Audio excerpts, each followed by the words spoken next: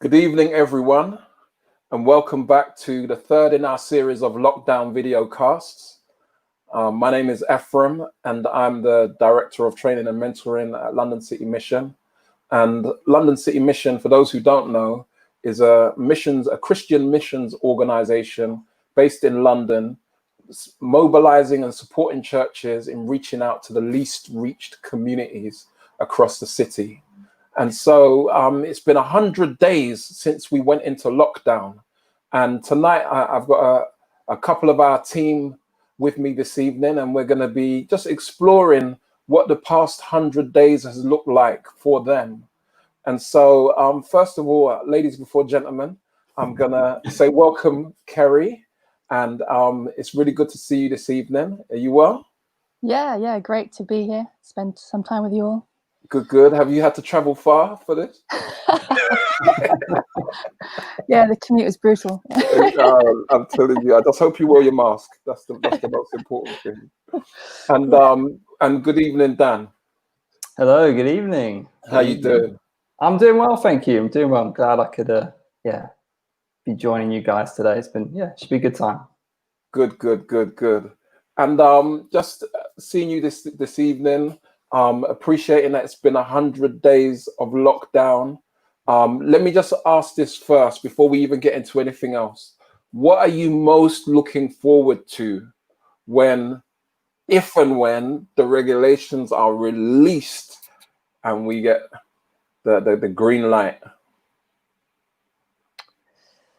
Oh, wow. Yeah, it's a big question. It's kind of difficult to sort of imagine, but I think most of all, just sort of being back with church family and being able to sort of all worship together as one body of Christ in church building together. That would be amazing.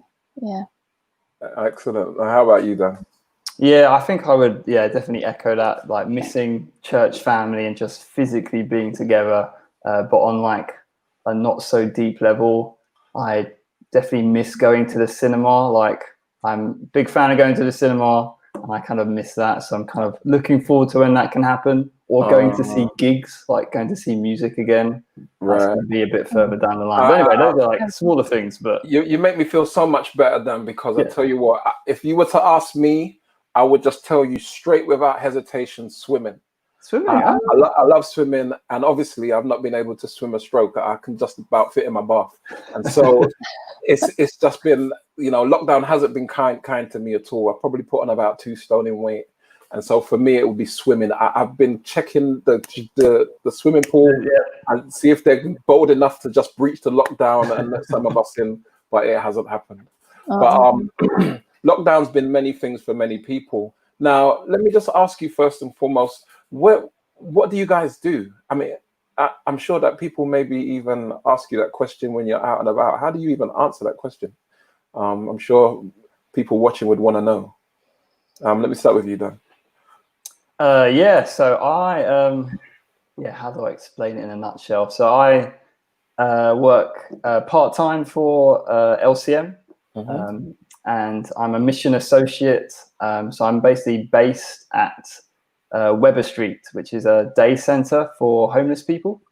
So I guess basically I'm kind of helping to kind of run, one of the guys who kind of helps run the day center. And I do that 3 days a week. So that's kind of what I do for London City Mission. And when you say Weber Street, whereabouts is that? In London, but... So Weber Street is based in Waterloo. So it's kind of around the back of the Old Vic Theatre. So it's like pretty much around the corner from Waterloo Station. Right. But it's kind of, that's the building we're in, and it's like a day centre for homeless people to come and kind of be blessed. So right. So you're right in the centre of town there. Yeah, right in the centre. Yeah, right. Okay. Excellent. And then how about you, Kerry? How do you answer that question when people ask you, what do you do for a living? Yeah, so it depends on, I guess, who's asking. But if I'm out in the community, I say I work for a charity that helps a church that's nearby, and we really love to get out and meet the neighbourhood, get to know our neighbours, and see how we can support you and help you and show you God's love. Excellent. And if it was someone else asking, if you're not out in the community and you're at a dinner party, LCM family or friends, new friends. Well, I work for a Christian charity. I'm a missionary that's attached to a church, and so my role is to help the church to be reaching out to the local community, and I do that through leading a door-to-door ministry in Clerkenwell and Old Street, and also leading an English class ministry, which so that means we have classes on Sundays, and we have Bible studies and socials during the week as well. Right. So for both of you, your activities are very interpersonal. You're connecting with people, you're supporting people, you're helping people. Let's go back 100 days to March and lockdown.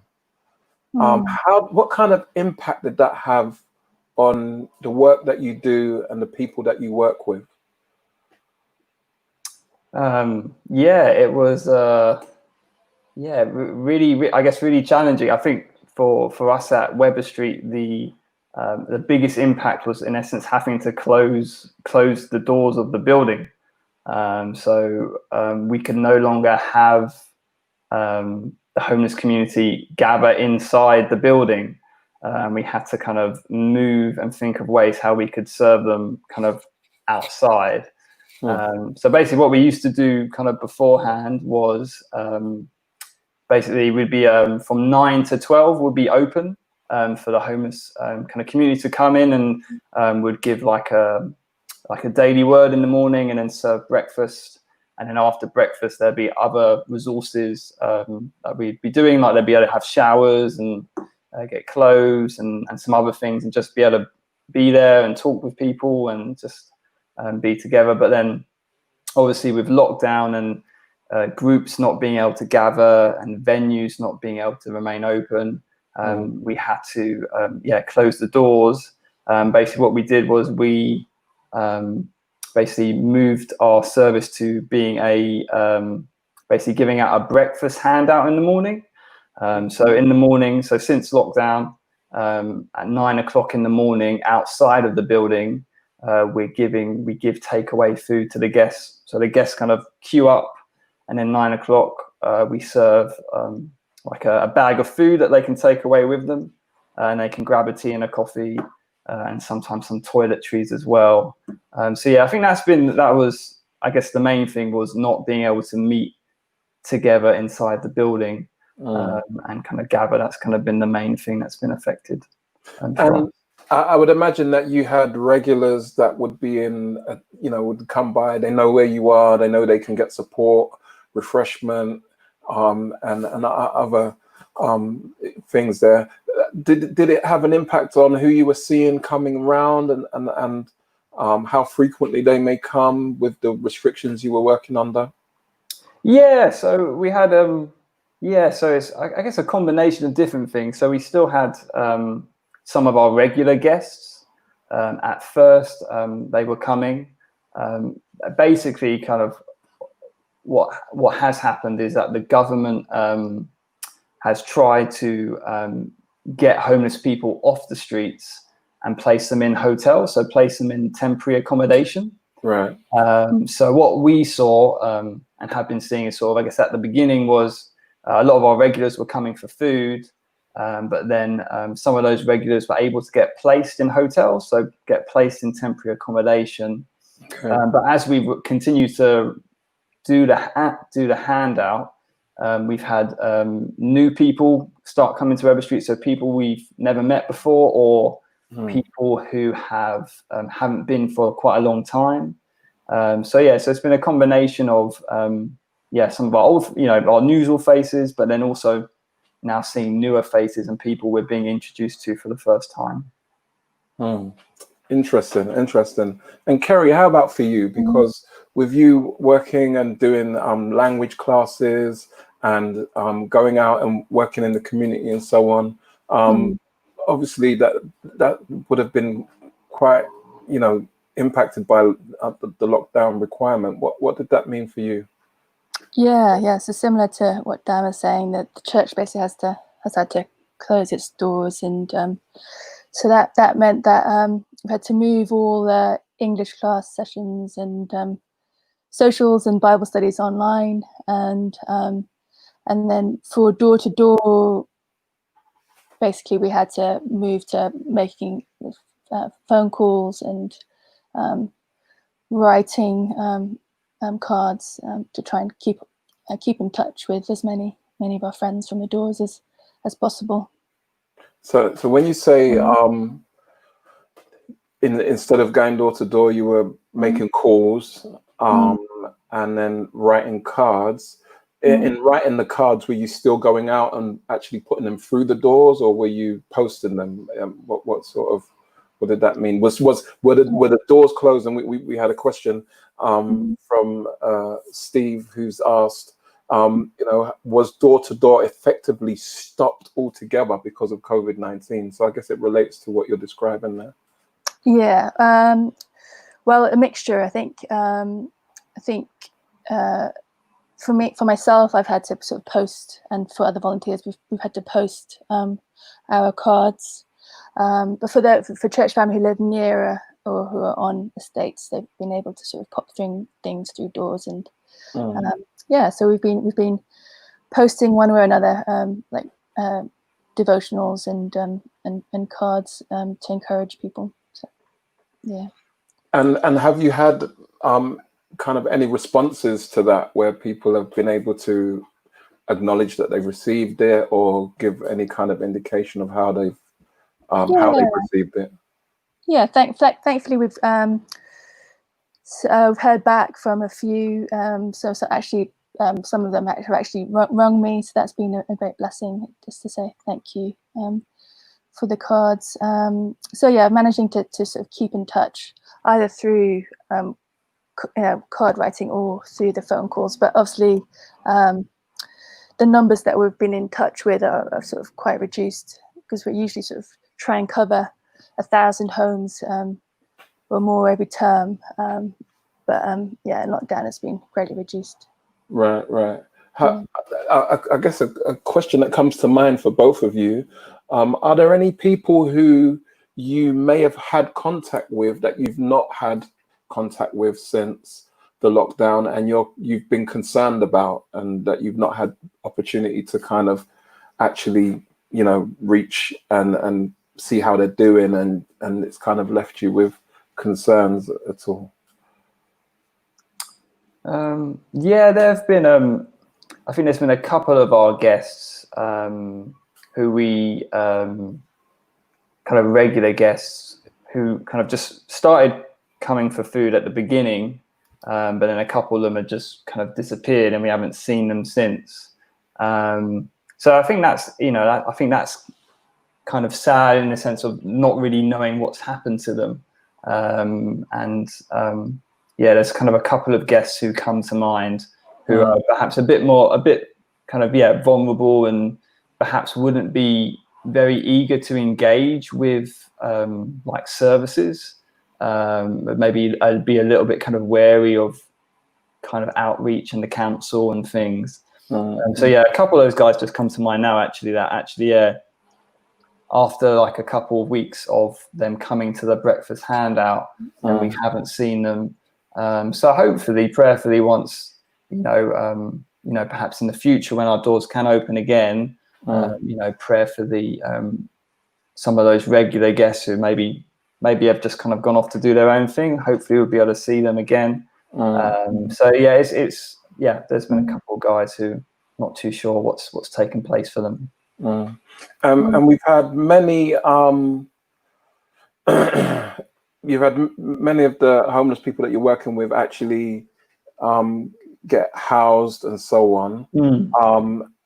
What sort of percentage would you say, roughly, obviously it's just a guesstimation, anecdotally, but what sort of percentage of people would you say have actually been rehoused? I don't know specifically. I guess it's quite hard to gauge. I mean, it's all of it's quite a complicated process. But basically, when kind of lockdown first happened, kind of the kind of the government mandate or, you know, desire was, okay, we want to get the homeless community off the streets, place them in hotels, place them in temporary accommodation, obviously for their own safety, you know, because of the virus, and obviously to try and help not spread the virus further. So that was kind of, and that was the overarching idea. But in practice, that playing out is really just quite a long process and complicated, because you've got all these people with varying different needs, and kind of each borough is kind of having to try and take care of the people in their borough, and there's only limited spaces, with, you know, certain hotels agreeing to allow their space to be used. So it was something which took a while to get going. Was never perfect, but we have seen within our area, you know, and the guys that we've outreached, you know, the guys that come to the breakfast handout, we've seen a good number get into temporary accommodation, which is a real blessing, and we're really thankful for that, and we're able to be a part of that as well, in the sense of just when they would come to our breakfast handout, being able to kind of take their details and connect them to the different councils and the outreach and the boroughs that they're in. So you're able to be a practical support in that sense of just exactly, helping them make those connections where it might be difficult. Exactly, pointing them in the right direction, trying to get, in essence, different councils to outreach teams to find them. But now the challenge is, and as I say, it's still not perfect. There are still guys on the street. You know, there's more demand than there is. You know, demand is higher than the places available, unfortunately. And now the challenging thing that is now taking place is what happens next, because all of this is temporary. So on one side of it, it's like, it's really awesome because, like, quite in an unprecedented way, a huge amount of, you know, a good amount of the homeless population is off the streets, and that's never really been done before to that kind of degree. But the problem is now you've got these people in hotels, in temporary accommodation. What is now next when these schemes come to an end? How do you then move them on to something which is more permanent? So that's kind of the challenge which like the different charities involved and the hotels are finding now. It's like, okay, where do we go from here? Exactly, where do we go from here? Because it'd be a real shame if it became a missed opportunity, in the sense of you got all these people engaging, for them just to go back on the street would just, you know, would be terrible. So, you know, our prayer is, we're praying that, okay, Lord, please provide the practical, just opportunity, you know, in a practical level, provide the opportunity for these guys to get into something more permanent. May this be the start for a lot of these guys to actually getting out of homelessness and getting off the streets. So that is kind of the challenge that a lot of the kind of workers are now. And speaking of challenges, I would imagine that it's been quite a challenge in terms of how you're able to engage with the gospel. I mean, just Kerry, you know, you mentioned sort of having to resort to phones and cards and having a reduced number of contacts. How has that impacted your ability to really kind of support and connect with people as far as the gospel is concerned, and just, you know, helping them to appreciate Jesus all the more during this season? Well, where we can, we sort of send through Bible verses, or sort of in chats and in phone chats as well, sort of, to encourage. We try and share Bible verse that's sort of been speaking to us lately. Inspire has sort of daily devotionals, so can encourage, you know, the community to be checking that out. So that's available online, and then, or they can just ring a number and listen to that daily. How have you found people have responded to the gospel during this season? Has it been any different in any way to times before? I think I certainly see that with the English class students, where we've seen sort of a drop in numbers for the actual English class, but then sort of more students trying out the Bible studies. That's been a great encouragement. So yeah, we have the Bible studies on a Thursday night and a Friday afternoon. Mm. So yeah, it's wonderful sort of being able to sort of connect with people who are not just in London who want to study English, but sort of further afield, like in Iran and Saudi Arabia. So you're getting people from Iran and Saudi Arabia connecting with Yeah. your classes, but also with the Bible studies. So yeah, so we've got some Turkish friends, some Chinese friends as well. So there's a couple of them that connect from. They've had to go back, so they're connecting with us still because they want to continue looking at the Bible with us. That's been a great encouragement, and they've become friends, and so it's wonderful to be able to stay in touch, even though they've gone back to Turkey or gone back to China, and we've had some new students joining. So yeah, one new friend from Saudi Arabia and a couple from Iran. Yeah. And so, why would you say it is, or why would you suggest that you're seeing fewer people in the classes, but more people in your Bible study? Do you feel that there's more of a hunger there at this time? People got more questions. I think that might be the case, and also there's more available. So there's more English classes available online, whereas might not be. Yeah, there's not so much choice maybe for those wanting to study English and look into sort of exploring God's word more. So yeah, I think we're maybe one of the few churches that are sort of have been able to sort of carry on with that. Right. And how about for you, Daniel, in terms of opportunities to share the gospel and people's receptivity to that during this season? Yeah, it's been a I think definitely a challenge. I think because of the limited amount of time that we have with the guests. So basically, as I say, we serve breakfast at 9 o'clock. So they'll kind of be queuing up. And then usually between 9 and 9:30, that's when we'll be serving. They're kind of in a queue and they kind of come around the corner. They'll take in turns to pick up a bag of food and a drink. But unfortunately, because of, I guess, the nature of the virus and the lockdown, we can't really encourage this large group of people to kind of stay for a long time. Right. So really, it's kind of a case of they've, because they can't really congregate all together, they've kind of got to get their food, and sometimes they'll be around a little bit and then they'll have to kind of move on. Right. So we only really have a window between sort of 9 and 9:30 to kind of see the guests. So I think that's been one of the challenging things I think about this is not being able to really have time to really speak to the guys about deeper things of and share the gospel with them. There have still been moments where we've been able to maybe pray for a guest. One guy. Yeah, how might that come about? I mean, they're coming to pick up breakfast, they're moving on. How would you even get to the point of prayer in a situation like that?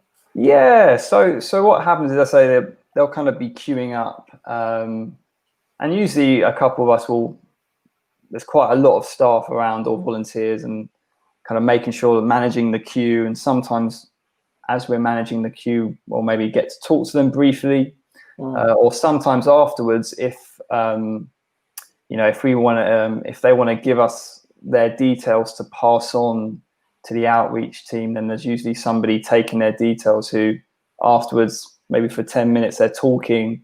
And sometimes out of those conversations, when they've got their food, but just before they shoot off, either, they're waiting around to give us their details or to talk about maybe, because as I say, sometimes we kind of end up being the middle person between them and the outreach team. So sometimes we've got like an update for them.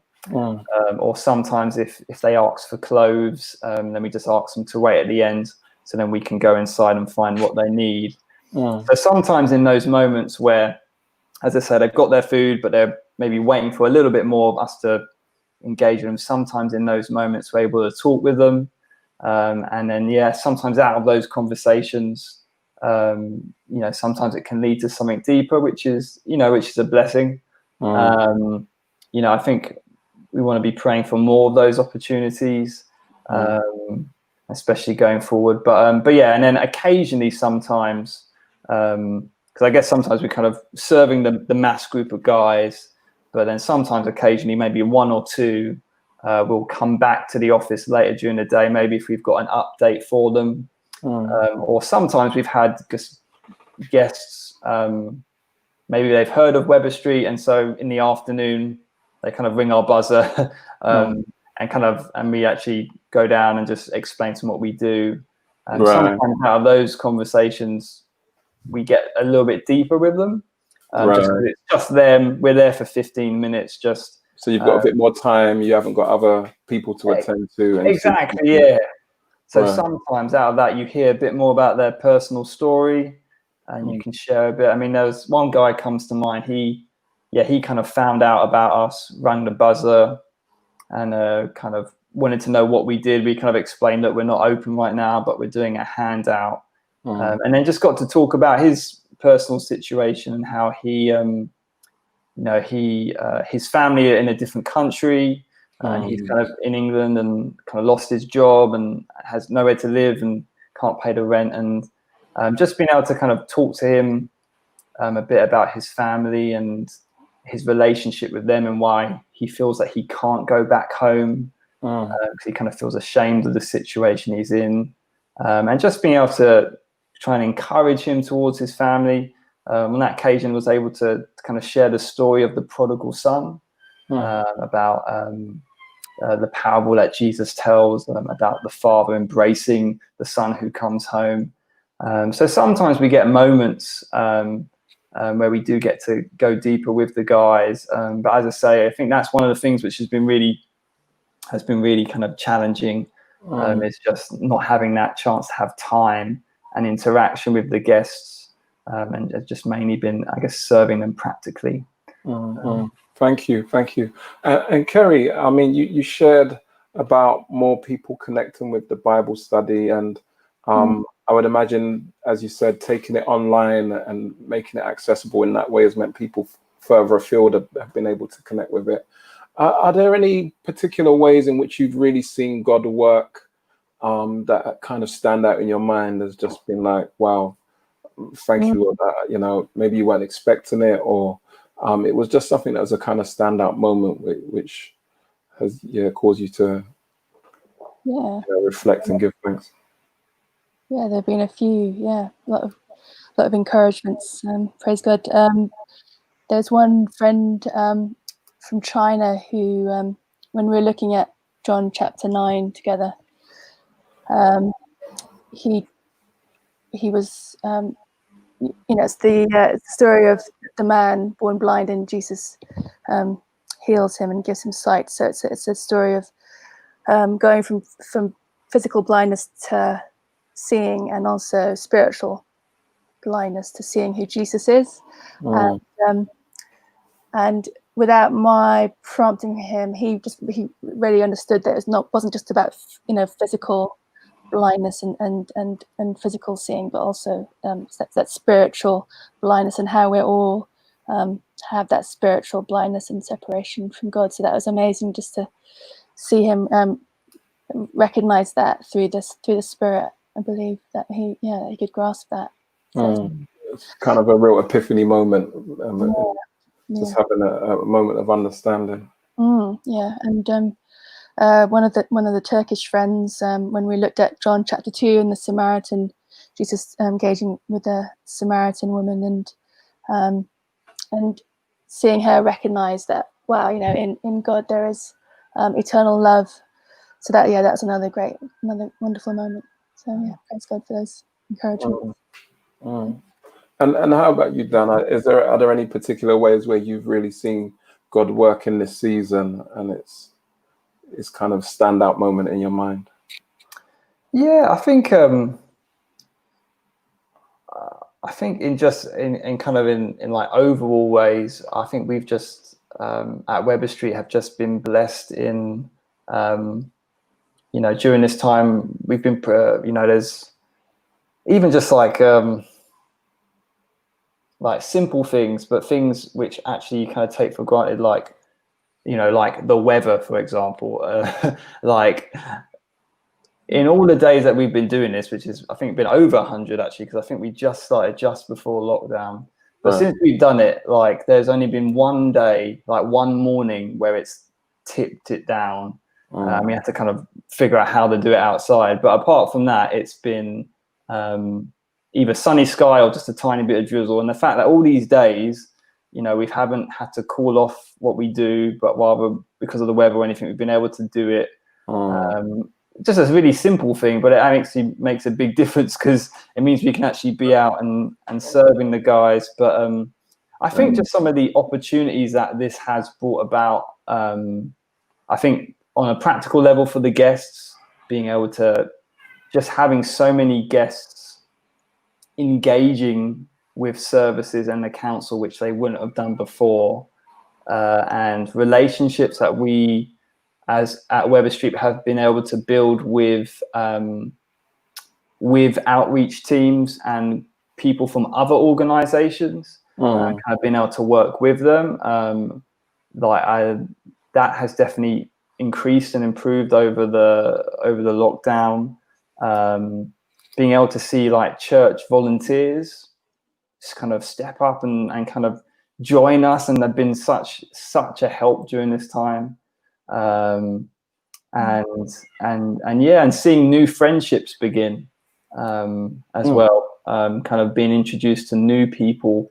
So I think in some of the kind of broader picture, kind of seeing God at work, and there's been sort of, I guess, smaller brief interactions with certain guests, because you just get to know, as like people, you get to know people briefly, or you see them every day, and you kind of get to know them a bit, and you're encouraged by them, and you want to see them kind of flourish and move on. And when that happens, when you see them get into a hotel, or you see them get into other accommodation, there's like, wow, thank you, Lord, this is something we want to rejoice in and enjoy. So I think a couple things.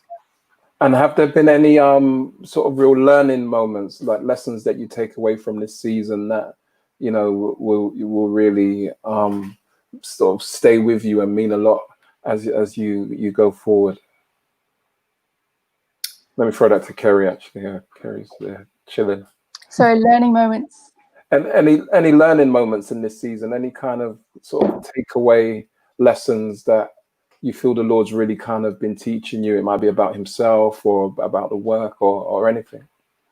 Yeah, I think it's been really, I'm really grateful for the teaching at the church, at Inspire. We went through Job, we worked and working through James now, and just sort of working through for myself James chapter 1 verse 2, where it says, "Consider it pure joy when you face trials of many kinds." And so just sort of working at how is it something joyful when you face many trials. And I guess it's the realization that basically it's through that deepening of relationship with God, and a deeper realization of His love, and a deeper joy in His presence. So that's something that I'm working through. And it's been a very trying season, so there's a lot of opportunity for us to be learning what that really looks like in reality, right? Absolutely. Yeah. How about you, Dan? It's been a challenging season. I definitely feel like challenged and stretched in ways I don't want to be stretched, and uncomfortable in ways I don't want to be uncomfortable. But taking encouragement that I think firstly, I mean, recently as a church, as part of my church, we've been going through the life of Joseph the last kind of couple months, and just being reminded of how God is present. Like God was with Joseph, and God was working things out for a purpose. So that's been encouragement going through some of the challenging things of this current season, being reminded that, okay, God is with us, you know, God is present with us, and God is as at work and is using things and for his purposes and for our good, and just yeah, so that's been encouraging amidst the trying nature of all the things that have been going on as a result of lockdown and other things. So. Amen. And also sort of entrusting, I think there was a question on sort of not having that contact anymore with friends from the doors, or friends that, you know, Dan meets in Weber Street, but sort of entrusting those friends to, you know, God's care, and that he is reaching them in some way. So yeah, trusting God for that. And being able to have that faith that he's in control, like regardless. Absolutely. Yeah. And even when you're unable to reach them, his reach isn't limited. Exactly. Yeah. Amen. Amen. It was wonderful seeing the church family on one estate. They haven't been able to do door to door, but they had some sing-alongs after the NHS clap for our carers, and so that's been such a great encouragement. Just knowing that, you know, those friends on those estates they were hearing worship songs, and, you know, hearing God praised for that time, and that those, you know, that music sort of reverberated around to other estates too. So yeah, so God's word is going out still. Tremendous. Yeah, there have been some really beautiful moments of community during this season. People coming together and pulling together, and it's wonderful when, as the church, we feel that we're able to not just be a part of the community, but also to be able to bless the community in ways that, you know, because, you know, sing-alongs are things that don't often happen just kind of spontaneously in the community, you know, and so that's a wonderful thing. Now, as we kind of get ready to wrap things up, there may be some people who are kind of looking at you guys and thinking, wow, you guys are like the experts. I couldn't really do what you do. You know, I see people who could really do with help, but I just don't have the skills. I don't have the confidence. How would you encourage them at this time? I mean, we're restrictions are relaxing, but we're not there yet, and we still don't even know what the new normal is going to look like. And so there's still going to be need there, and especially when it comes to finding opportunities to share Jesus with people. How would you encourage them to that end? Well, I guess the first steps are always praying, asking God for direction, and I've sort of got to know some new people in the neighbourhood through the mutual aid groups that are springing up. So there's one that's very active in Clerkenwell and Bunhill, and so it's a great opportunity to just be helping your local community through those groups. Maybe sort of doing some food deliveries, or becoming a befriender to someone who's feeling lonely or isolated. And there are some, I learned about it's a great course from I think it's Just Finance, where they train church family in sort of being able to signpost those who are in sort of financial need, to sort of help them know where they can get help and support from. So it's a great resource. Any thoughts on that, Dan, as we get ready to wrap up now? I think I'd agree with Kerry when she said, I think prayer is the first place to start, you know, and to be praying for your community, and maybe just be praying for individuals that you may know. And I think I don't know, I think it's maybe just I'm always reminded that it's not, in some ways, it's not my job to fix them, if that makes sense. Or, you know, I can't save them, but I know the one who can. You know, I know the one who is able to bring life change. And I think sometimes I'm reminded, my old pastor used to tell me just how when the disciples did ministry, they were just like, man, if we could just get this guy to Jesus. I mean, that was like, so often you see even the disciples or other people just with that sense of, you know what, let me just get this guy to Jesus. And sometimes maybe ministry it should just be that simple of, hey, you know, you need Jesus. Let me try and get Jesus to this person. And I think I would say just being available, just being like, hey, Lord, I'm available. How do you want to use me? You know I'm not going to end homelessness. I'm not going to solve every single issue, but rather in what little space I have, with what little influence I have, Lord, how do you want to use me? And maybe it's just having a conversation with one person, just saying hello or how are you? And maybe it's doing a bit of research, being like, okay, what can I signpost people to? You know, there are people who do have more expertise. And so often that's what I'm doing. It's just like, okay, let me point you to somebody who's going to be better suited to help you with this particular need. But yeah, so those are kind of a few things that come to mind. But I think the first one is, just beginning to pray and having a heart for those around you in the community. So.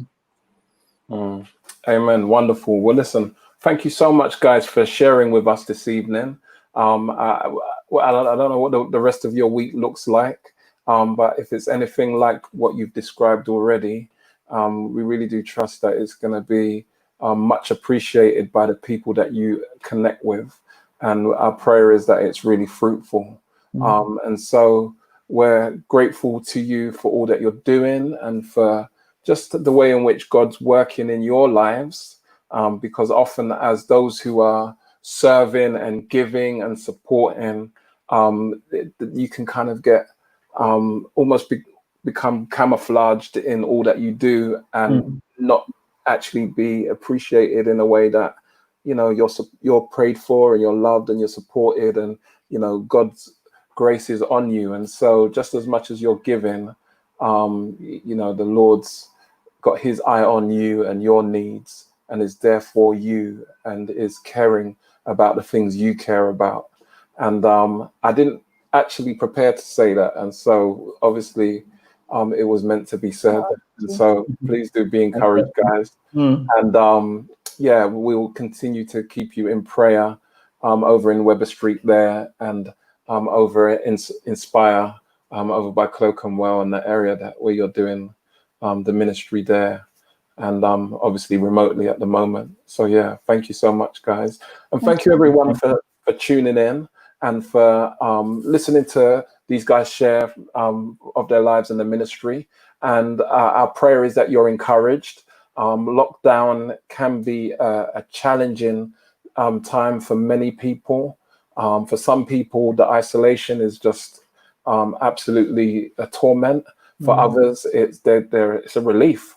And so our prayer is that wherever you are, that you know that the Lord is present, he is near, and he is available to you. Jesus said, if anyone comes to me, I will not turn them away. And so sometimes it's through challenging seasons that we actually recognize our need for Jesus most clearly.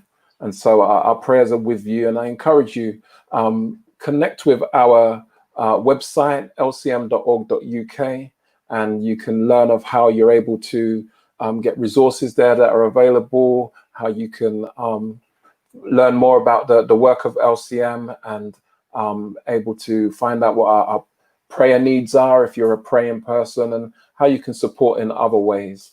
We've got a number of activities coming up over the next few weeks and months. Next week, we are getting ready to celebrate our 185th anniversary as an organization. And so you can look out for the hashtag 185 challenge. The Lord bless you, and good night.